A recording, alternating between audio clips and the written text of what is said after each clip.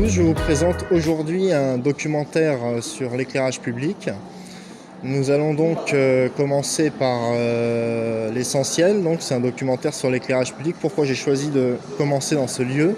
Parce que c'est un lieu très années 70 et nous allons parler de luminaires, donc de toutes les époques, mais en particulier des anciens luminaires. Et je me situe actuellement à Lomme, dans la banlieue de Lille, et c'est là que nous allons procéder à ce reportage. Nous allons retrouver Louis Lement tout à l'heure pour des explications sur ces lampadaires et sur un petit peu l'ambiance l'ambiance urbaine des lampadaires des années 60 jusqu'à maintenant. A tout de suite. Donc alors là vous avez un éclairage, donc un éclairage public, donc un lampadaire urbain de type Mazda Comet P, donc équipé d'une ampoule LED 26 watts, donc True Force Core Philips, donc c'est les nouvelles rétrofit, donc lampes dites rétrofit, donc pour rétrofiter une ancienne source donc au mercure ou au sodium. Donc celle-là elle est prévue pour rétrofiter du sodium 70 watts ou de la BF 125, donc du ballon fluo de 125 watts. Donc ça éclaire plutôt bien. Donc ce luminaire est alimenté par un lumandar, donc c'est une cellule photoélectrique qui permet de déclencher l'éclairage, donc l'éclairage public en temps normal, donc là il n'y a qu'un point lumineux, mais l'éclairage public en temps normal, donc des rues entières, automatiquement sans la moindre intervention humaine. Donc c'est de la cellule photoélectrique. À quoi elle sert? Elle sert tout simplement quand il fait sombre, donc soit de luxe, donc vers 22h, 23h en temps d'été. Ça déclenche tout seul. Ça déclenche tout seul parce qu'il fait sombre, et quand il fait jour le matin, arrivé à 5h du matin environ, ça éteint l'éclairage public. Donc c'est un petit peu obsolète parce que maintenant on utilise des horloges astronomiques. Donc ces lumandars, ça a été utilisé des années 50, 60, enfin plus 60 jusqu'au début des années 2000, et après on est passé sur des horloges astronomiques donc qui sont calculées à partir des satellites et à partir des capteurs météorologiques. Donc exactement au moment où le soleil se couche, ça s'allume, et au moment où le soleil se lève, ça s'éteint automatiquement. Donc voilà, merci de m'avoir écouté pour cette petite explication. Donc là vous avez un éclairage public de type Terry-Hendrix, donc des années 50-60, donc c'est une Terry-Hendrix galette. Donc celle-là elle date de 1965. Donc c'est une très vieille antenne d'éclairage public de type gamelle alu un peu cloche, donc comme on retrouvait autrefois dans les années 50-60, même 70. Donc c'est vraiment sympathique avec le coffret, avec l'appareillage qui se trouve dans le coffret en dessous de la crosse. Donc comparé aux lanternes plus des années 60, fin 60, début 70, où l'appareillage était incorporé. Là maintenant, à l'époque il était externe. Donc grâce à des consoles comme ça, on pouvait justement avoir l'appareillage sur la crosse au lieu de l'avoir en pied de main. Donc voilà, donc ce luminaire est en vapeur de mercure 125 watts. Donc comme à l'origine, source qui a disparu maintenant. C'est bien dommage, mais c'était très joli. Et ce petit truc là-bas, c'est... C'est une Eclatec Tweet. C'est une Eclatec Tweet 80 watts. Donc là c'est vraiment éclairage d'aujourd'hui de 2023 en LED, donc on voit que ça a beaucoup moins de charme, hein. C'est vraiment très plat. Mais par contre pour le côté fonctionnel, oui ça éclaire bien, mais rapport lumen par watt pour une source au sodium par exemple, ça éclaire moins. Par exemple une sodium 100 watts va éclairer l'équivalent de 10 000 lumens, et une LED 100 watts va éclairer à l'équivalent de 8000-8500 lumens. Donc certes on consomme moins parce qu'on diminue les puissances, mais rapport en éclairage on consomme moins mais on éclaire moins. Donc c'est un petit peu de l'arnaque la LED. Et je voulais te poser justement une question sur ce petit bitonio là-bas. Donc ça justement c'est le capteur de luminosité. Donc c'est vraiment un vieux capteur, hein. Celui-là il date des années 70. Donc c'est le capteur en petit truc en métal là. Et c'est celui qui va déclencher justement l'éclairage public, donc la comète que vous avez vue tout à l'heure, au coucher du soleil et au lever du soleil. Donc ça va l'allumer automatiquement toute la nuit sans aucune manutention humaine.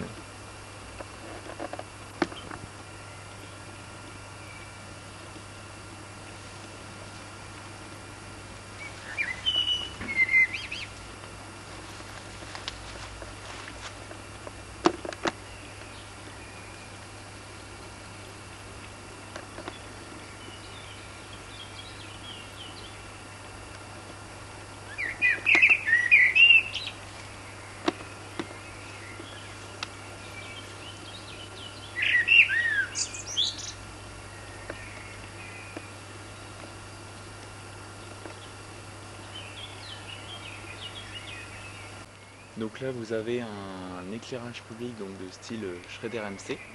Voilà, donc typique des années 80-90. Donc posé vachement en banlieue parisienne. D'ailleurs, celui-là, il vient de banlieue parisienne.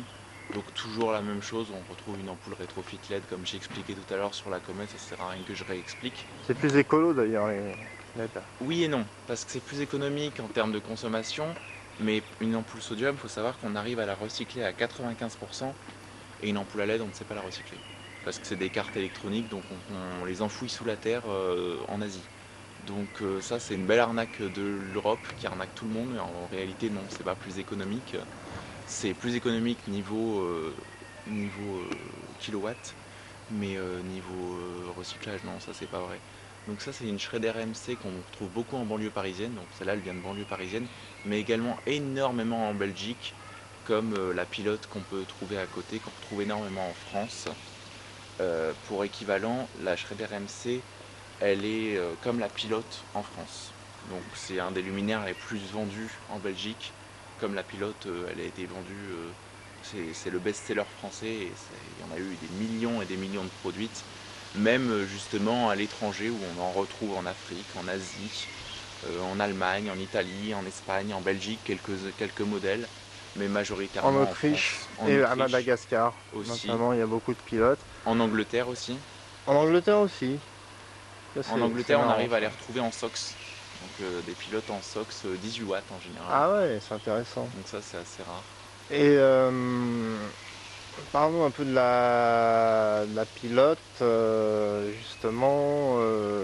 Quelle est la marque? Torn. Donc alors, faut savoir que on dit toujours une pilote Torn, mais en réalité, c'est Eurofan qui les a fabriqués et qui les a conçus. Donc qui a designé le modèle. Et en fait, Torn a complètement racheté Eurofan et s'est accaparé du modèle, mais en réalité, ce n'est pas eux qui l'ont fait. Et il faut savoir que les premières pilotes où c'est écrit Eurofan sont très résistantes, les crochets ne cassent pas, les capots sont légèrement plus foncés, donc plutôt un léger teint orangé par rapport au marron ou alors au gris de la pilote, parce qu'on en trouve des grises très très gris. C'est parce qu'elles ont vieilli, mais de base c'est beige, comme beige marron, comme vous pouvez la voir actuellement. Celle-là, elle est assez récente, donc ça va.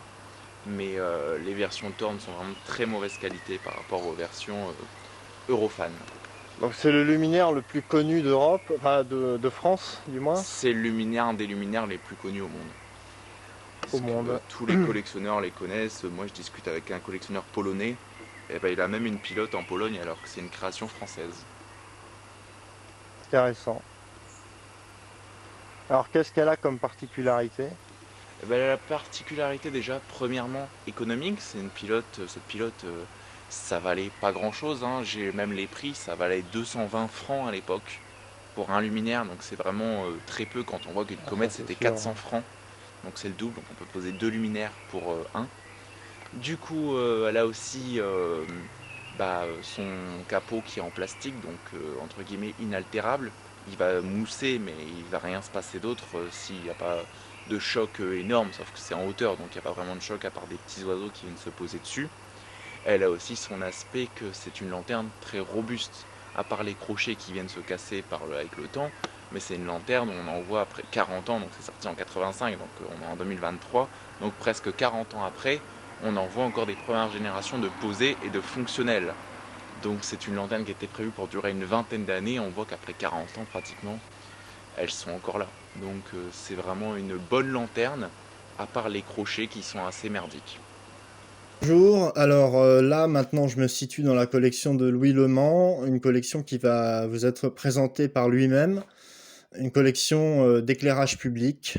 Voilà, donc le thème du reportage c'est un reportage sur l'éclairage public, sur un petit peu les spécificités des différentes lanternes, un petit peu les spécificités aussi des différents types d'éclairage, des différents composants des lanternes, des diverses lanternes qu'il y a eu sur le marché depuis les années 60, un petit peu de la genèse de l'éclairage public jusqu'à la fin, enfin jusqu'à nos jours, et aussi un reportage complet sur les collectionneurs, du moins un collectionneur de lampadaires urbains Ils ne sont pas nombreux, mais ils existent. Et je tiens à faire ce reportage pour prouver justement qu'ils existent et montrer un petit peu ce qu'ils savent faire dans le milieu culturel, artistique ou même des musées du patrimoine. Voilà. Bonjour à tous, moi c'est Louis Lemans, collectionneur d'éclairage public, donc de lanternes d'éclairage public. Comme vous pouvez voir autour de moi, on a plein de luminaires qu'on pouvait trouver dans nos rues autrefois jusqu'à aujourd'hui. Voilà, on a un petit peu de tout. Là j'en ai allumé notamment un lampadaire au néon, voilà, une barre fluo comme on appelle ça, donc une Schrader GN de 1959.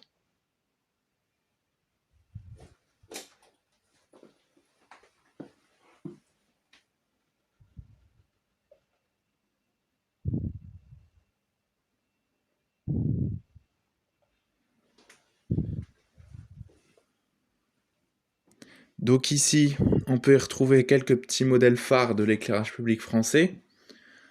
Donc là, on va y retrouver une Mazda Solaire 400, donc qui a été nettoyée par mes soins, parce que d'origine c'est plein de mousse, hein. Enfin, quand on les a neufs, donc dans les années 70, c'est neuf comme ça, et avec les années ça devient moussu. Donc celle-là, elle est vraiment très propre. J'ai passé plusieurs heures dessus.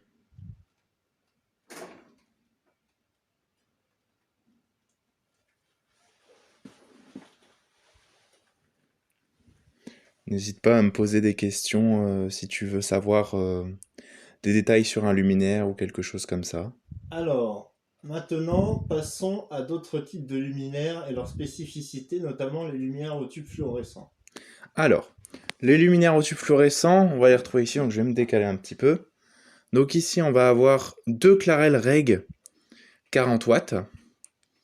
Donc des beaux luminaires au tube fluorescent des années 60-70 de marque Clarel. À côté, sur votre droite, vous avez un luminaire au tube fluorescent, donc pareil, sauf qu'il n'a pas de vasque, c'est des tubes en verre autour des tubes fluorescents. Donc pareil, pour l'éclairage public, donc c'est une Schrader BA des années 50. Et là-bas, sur votre droite, avec sa vasque, donc complètement sur votre droite, il y a une barre fluorescente de marque Étape, donc une Étape Stardust, donc luminaire typiquement belge, qui n'est pas sorti en France, de marque Étape, mais racheté par la suite par Clarel aussi, qui a un petit peu modifié le modèle. Il est toujours au tube fluorescent, mais le modèle a grossi un tout petit peu. Et alors, quelles sont les spécificités justement de ces luminaires? Alors, ces luminaires, l'avantage, c'est que ça consomme moins qu'une lampe à vapeur de sodium ou une lampe à vapeur de mercure haute pression, donc type ballon fluorescent, donc BF. Et en plus, on a un éclairage plus large grâce aux tubes fluorescents qui sont justement très longs en fait. Très longs, donc on peut taper plus loin en éclairage, on peut aller plus loin sur la route par rapport à un petit luminaire comme ça, enfin qui est déjà un gros luminaire, mais par rapport à une barre fluorescente, c'est tout petit. Et maintenant, certains luminaires, pas les plus anciens, mais des plus récurrents, on va dire. Alors les plus récurrents dans l'éclairage public, on va parler pour la France, parce qu'on est français.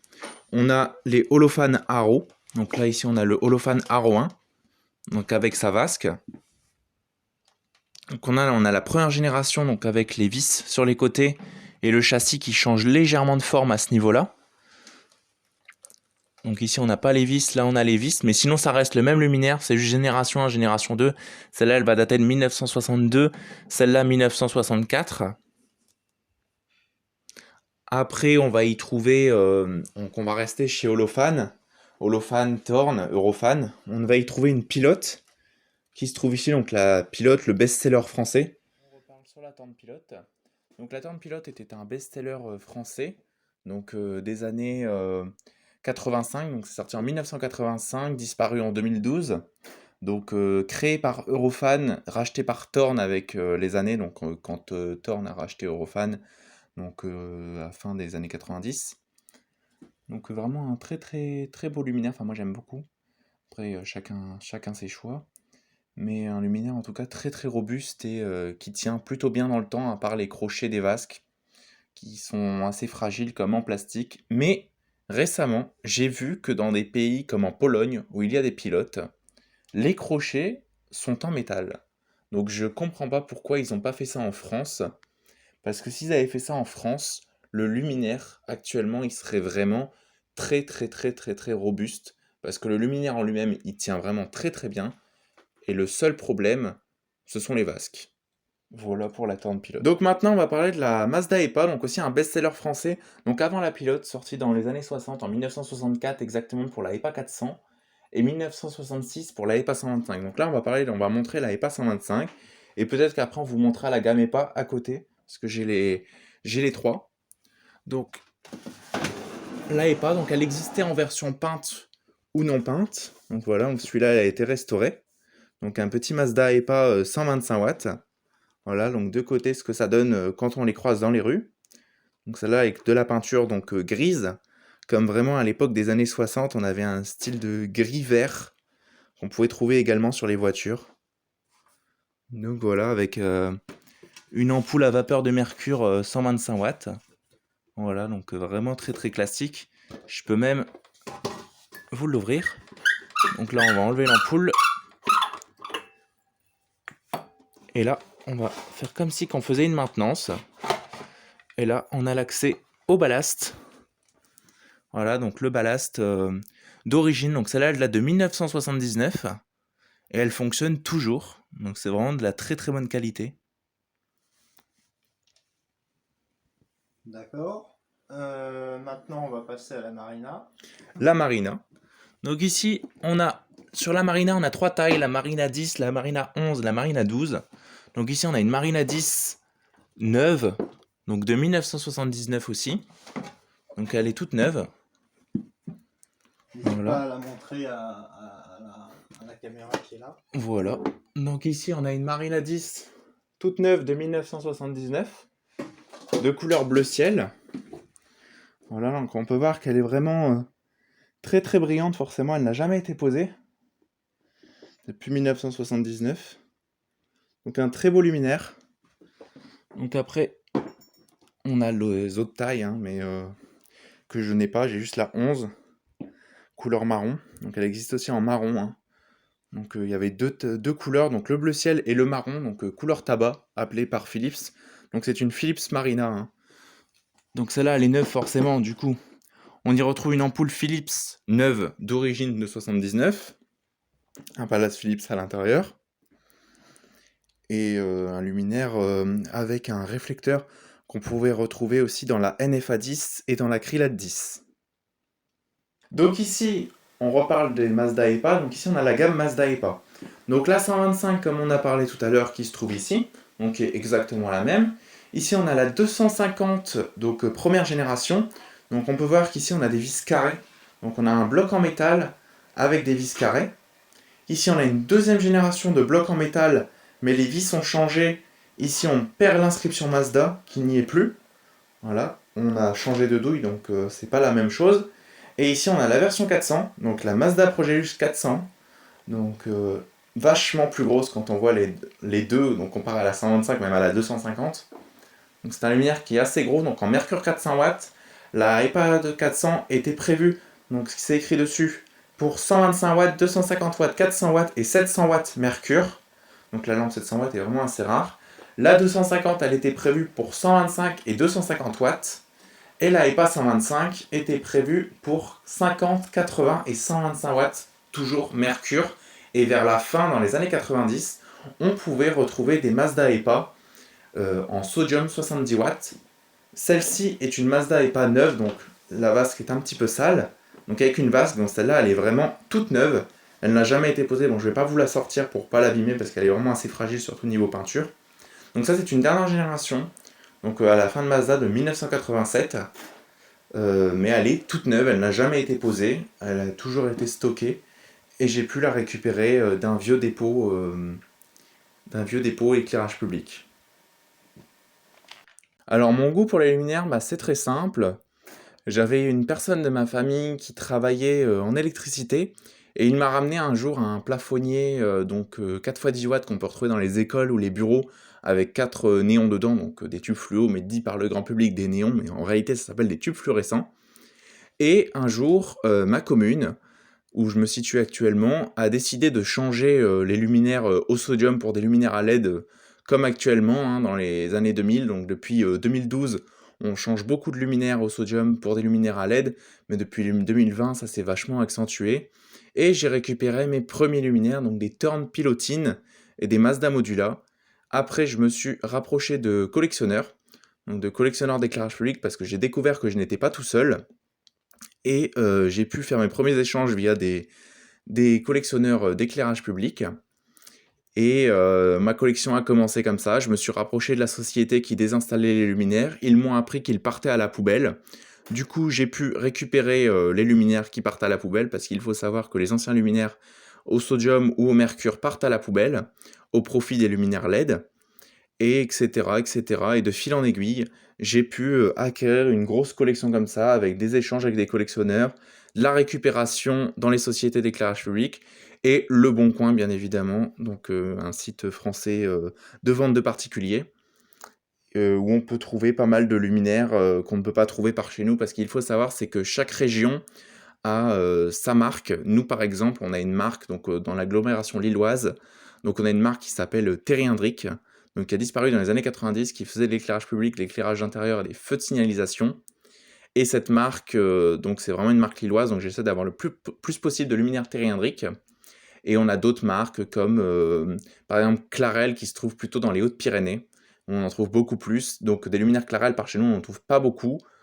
Et donc chaque région a un peu sa marque. Donc pour avoir des luminaires d'autres marques, donc d'autres régions, il faut forcément passer par d'autres collectionneurs qui habitent dans d'autres régions, ou alors par Le Bon Coin ou d'autres plateformes, ou d'échanges, ou avec François Christian, qui est justement caméraman pour cette interview, qui m'a donné justement les luminaires Clarel justement Reg et bien d'autres. Hein. Il m'a donné une Holophane LF, une Eclatec MR, bien d'autres luminaires que moi, tout seul, j'aurais jamais pu trouver parce qu'il n'y en a aucun dans ma région. Et moi, en échange, je lui ai donné des luminaires de la région que lui-même n'a pas trouvé. Donc, de fil en aiguille, on a abouti à une certaine quantité, une certaine collection. Et mon but, à terme, sera de faire un mini-musée de l'éclairage public, regroupant toutes les marques françaises, les modèles français, les gammes, quand c'est apparu, quand c'est disparu, avec des petites pancartes, et me faire vraiment quelque chose de propre, parce qu'il faut savoir qu'il y a pas mal de luminaires qui disparaissent à l'heure actuelle au profit de la LED, et ils partent à la poubelle, donc on ne les reverra plus jamais. Voilà, j'espère que j'aurai été clair. Donc là ici nous avons des Mazda Palace, donc des Mazda Palace, donc dit Philips aussi, Philips City Vision, voilà, Philips City Vision. Donc celles-là ce sont des Mazda, donc elles datent de 2005. Donc lanterne assez classique, donc on peut voir que la vasque elle est toute jaune, on voit même plus à travers. C'est pas terrible comme luminaire, mais bon esthétiquement ça va, ça passe. Il n'y a pas grand chose à dire sur ce luminaire, à part qu'elles sont en sodium d'origine. Celle-là elle a été rétrofitée en LED. Mais voilà, c'est un petit luminaire, tout ce qu'il y a de plus classique, résidentiel. Donc là nous avons une fleur comme on appelle ça, donc avec 3 iridiums dessus. Donc luminaire Philips iridium, donc typiquement Philips, hein, il s'est posé partout, en France, en Hollande, en Belgique, Au Danemark. En Allemagne, en Autriche, partout. C'est vraiment un luminaire comme la Marbella. C'est d'ailleurs le successeur de la Marbella, il est construit pareil, avec un crochet à l'avant, comme la Marbella, avec un bloc appareillage pareil à l'arrière et une vasque et un réflecteur sur le dessus, comme sur la Marbella. Certaines ont un réflecteur intégré à l'optique, elles sont plus récentes. Et là on peut voir justement une iridium qui s'est ouverte tout seul avec le vent et elle s'est mise en mode maintenance. Donc vous allez me demander pourquoi est-ce qu'elle tient tout simplement debout. Alors tout simplement qu'il y a un crochet comme sur la Marbella qui fait le capot tient tout seul en fait, je sais pas comment on explique ça, mais le capot tient tout seul. C'est une genre de petite béquille qui permet justement, pendant qu'on fait sa maintenance, que le capot ne se referme pas en un coup de vent. Donc celle-là, ça fait au moins 6 mois qu'elle est comme ça et elle fonctionne toujours, alors qu'elle est à l'air libre, tout prend l'eau, mais elle fonctionne toujours. Donc ça, c'est vraiment la preuve d'une qualité Philips. Donc là, on peut y voir justement la Austral où on vient de voir sa platine. Donc cette Austral, on peut voir qu'elle a une vasque. Donc pour la petite anecdote, la Austral, vous pouvez apercevoir que la bride elle est assez petite parce que tout simplement que ce soit la Austral 53, la Austral 73, la Austral 83 ou la Austral 101, c'est exactement la même bride. C'est juste le luminaire qui change en fait, le reste du luminaire. Mais la bride c'est exactement la même. Donc celle-ci est fermée avec une vasque en sodium 400 watts.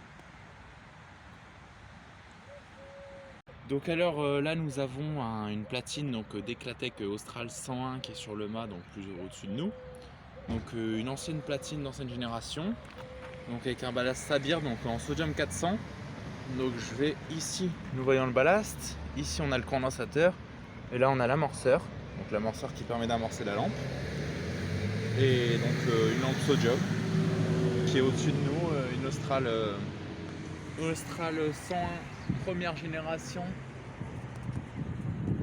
couleur dorée martelée, contrairement à la couleur marron classique de la Austral.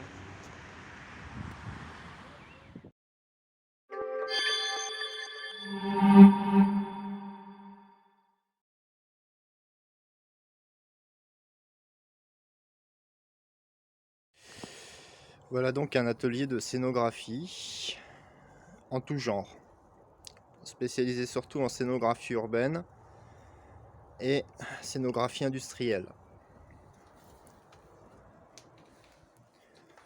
Donc voici des luminaires pour la scénographie urbaine. Celui-ci s'appelle Clarel Reg 2. Celui-là Mazda ROV. Les deux là-bas, la cloche Mazda EPA et l'autre Holophane LF20. Nous observons ici une tente pilote, très classique en France. Une barre fluo de marque inconnue, enfin il y a forcément une marque mais je m'en souviens plus. Rani Reg, Rani parce que c'est la société qui a racheté Clarel. C'est donc de base un Clarel Reg 4, ce qui est plus long, mais c'est un Rani Reg 4. Voici le bout d'un Schrader Onyx 2 de couleur bleue. Un autre Schrader Onyx bleu de couleur bleue. Des barres fluo d'intérieur qui vont servir pour l'extérieur. Deux Clarel Reg 40. Philips TRK. Voilà. Ça c'est un modèle qui est plus principalement au Danemark, en Allemagne et aux Pays-Bas, mais on le trouve aussi en France, sur certaines communes. Encore une barre fluo inconnue. Philips Marbella. Donc voilà, ça c'est assez classique, hein. On en trouve beaucoup dans les pays du Nord, et notamment en France. Derrière, un Philips Krilat. On le voit pas très bien, mais il est bien présent. En haut, un Eclatec Austral. Voilà. Holophane LF40, hein, c'est donc un peu plus long que Holophane LF20. C'est Holophane LF40. Ça, c'est un petit classique qui s'appelle Holophane VM. Donc, vous voyez, hein, il y a quelques araignées, hein, autant pour moi. On passe dans la deuxième pièce, où l'on observe encore une fois un Schrader Onyx, mais cette fois-ci de couleur beige. Thorn Oracle, bon ça c'est plus récent, c'est les années 2000. Ça c'est une cloche des années 50, je pense qu'elle était au bois de Boulogne. Ça c'est une cloche mais il faut que je la remonte. C'est une BBT OVL, voilà. Et puis Eclatec MR, donc c'est l'ancêtre de l'Eclatec Mir. C'est vraiment le lampadaire des années 50-60. Et plus classique, hein, des comètes, Mazda Comet. Alors ça c'est une comète P, ça c'est une comète LV, pardon. La L elle est plus petite. Donc voilà, je la monte un peu pour que vous voyez. Voilà.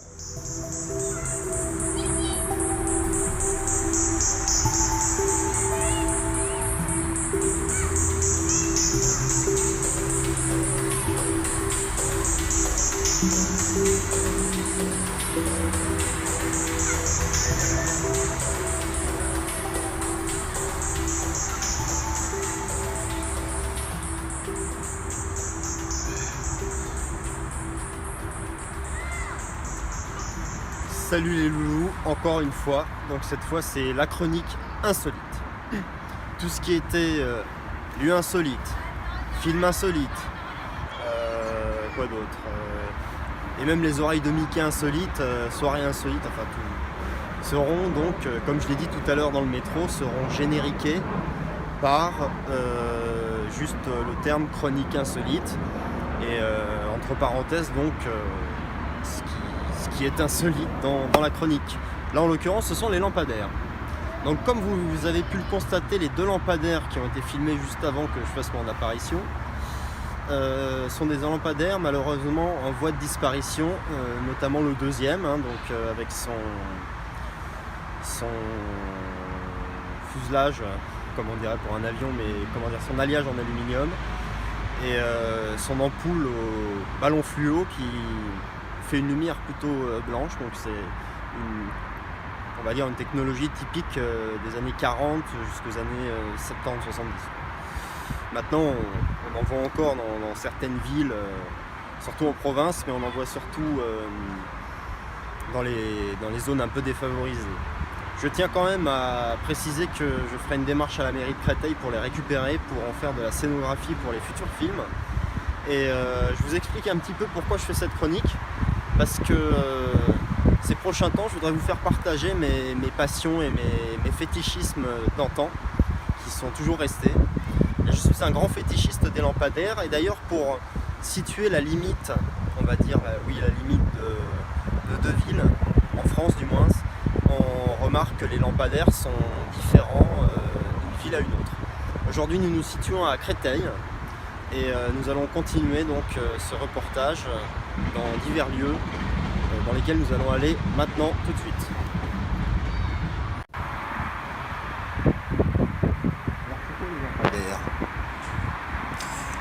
C'est une question étrange. Effectivement, je reconnais être être fétichiste de ces objets lumineux que l'on trouve dans le décor urbain.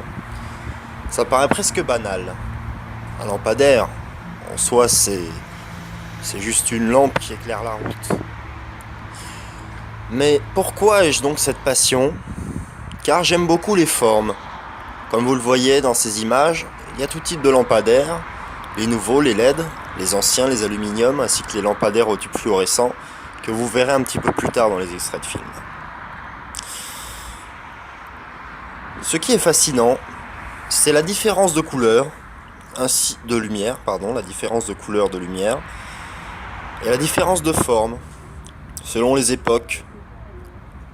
Ils s'adaptent plus ou moins aux technologies actuelles, aux régies de la ville, tout ça. Et c'est aussi un symbole urbain. Et j'ai toujours été fasciné par justement les décors urbains, notamment dans le cinéma. Ce qui me fait penser à beaucoup de grands films, tel Buffet froid, qui a été tourné dans cette ville même à Créteil. Créteil qui, je cite, est ma ville natale, c'est pour ça que j'ai choisi de faire ce reportage ici, dans cette ville. Et le décor urbain me paraît vraiment des plus cinématographiques qui soient, encore plus que les décors ruraux, les décors montagnards, les décors de mer. Nous pouvons observer donc des vieux modèles de lampadaires, des lampadaires des années 70 qui sont plus ou moins installés dans la ville et qui persistent encore, des lampadaires d'ancienne technologie mélangés à la nouvelle. Ce mélange de couleurs, ce melting pot, comme on dirait dans le langage de l'autre côté de la Manche, tout un melting pot donc de lumière et de forme, et c'est ça qui me fascine.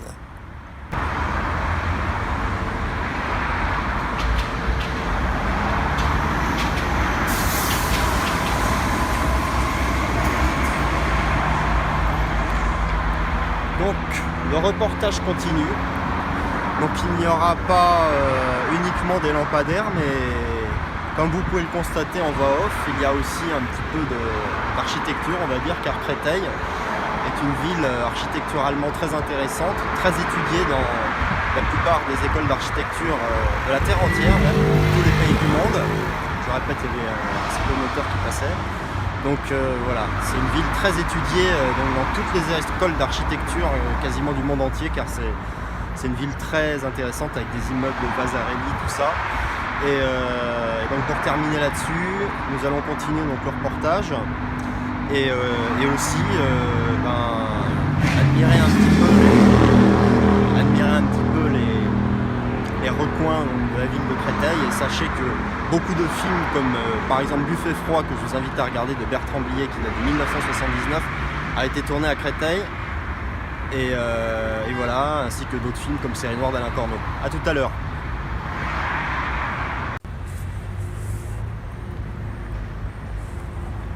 C'est ce que je vous disais. Les formes, celui-ci a une forme carrée. C'est un modèle des années 70. Toutes ces formes, ces lumières qui composent un petit peu les constellations urbaines, je dirais, si je peux parler de manière poétique. Tout ce décor urbain qui défile, que l'on voit tous les jours, mais qui cache certains mystères, certains secrets, on va dire, plutôt de la ville, certains aspects cinématographiques, notamment dans ces décors, dans ce mélange de couleurs, pas seulement des lumières, mais aussi des bâtiments, des voitures. J'ai toujours été fasciné, car j'ai toujours aimé ce qui avait des formes, comme objet par exemple. En parlant de lampadaires, j'ai collectionné les ampoules dans ma plus tendre enfance. Étant enfant, je collectionnais les ampoules. Et c'est ça que je m'amusais à les bricoler pour en faire de la lumière. La lumière qui, je cite, est le nom des créateurs du cinéma. C'est pour ça que j'ai aussi cette fascination pour le cinéma et pour la lumière en tant que telle.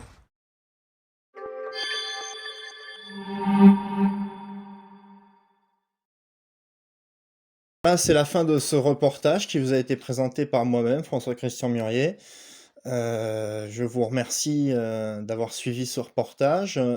À titre personnel, je tiens à dire que moi aussi je suis collectionneur d'éclairage public. Je collectionne plus particulièrement les lampes au tube fluorescent qui vous ont été présentées, comme par exemple les Clarel Reg. J'en ai 2 exemplaires. Et puis, je tiens à dire que moi, c'est à but artistique, c'est pour des créations de décors de films ou des œuvres d'art contemporaines, c'est à but artistique. Et je vous invite à me suivre donc sur les réseaux sociaux qui s'affichent juste en dessous. Et vous allez voir un petit peu ce que je fais avec mes luminaires et ce que je fais en règle générale. Mais le thème donc de ce reportage, c'était l'éclairage public. Je suis content que vous l'ayez suivi. Merci à vous. Bien à vous, François-Christian Murier.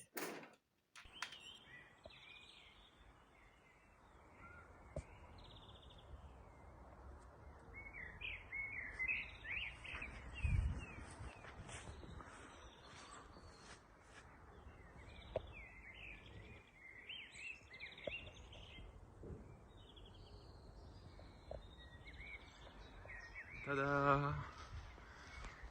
C'était hyper lourd, hein. Le mât c'était limite, hein. Plus lourd je peux pas.